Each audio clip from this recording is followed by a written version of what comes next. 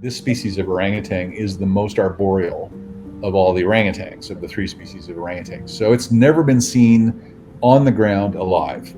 It's only been seen dead on the ground. So it seems that it absolutely has to have intact forests in order to move and persist and survive.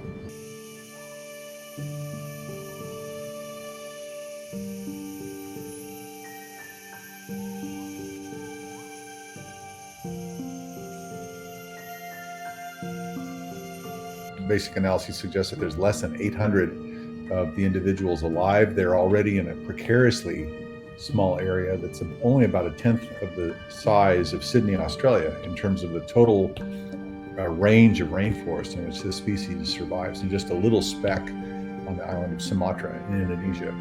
So it's really a key issue in conservation, in that we've got a species that is so direly threatened that in almost all other imaginable circumstances, you wouldn't think that a government and that corporations and developers would be allowed to proceed with a big and high-risk project in this area.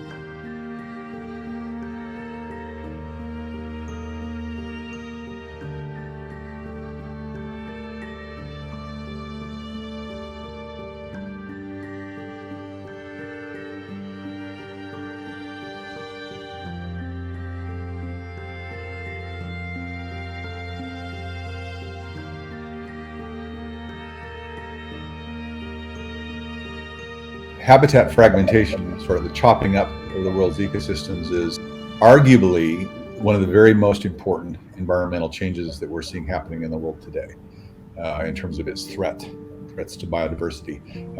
When you fragment populations, one of the things you really see is that small, isolated populations just tend to be extremely vulnerable to environmental variations, the vicissitudes of the environment, to any kind of mortality that might be caused by poaching or other kinds of changes and degradation of its habitat. And as the population gets smaller and smaller, it really becomes enormously more probable that it could face local extinction, that population could vanish. Another thing is that this orangutan, like all orangutans, are extremely slow in their reproduction. So they only have a single young every 7 to 8 years. So I think the slow reproduction of the species makes it especially vulnerable to suffering any kind of mortality, such as from poaching and hunting, and other kinds of degradation.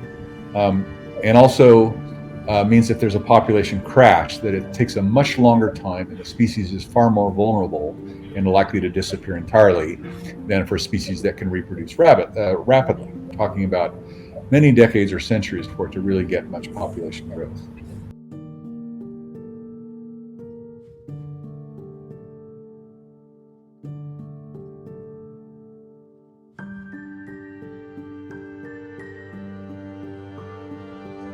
By any rational measure, this is one of the hottest environmental conservation and biological conservation issues that we've seen in a while.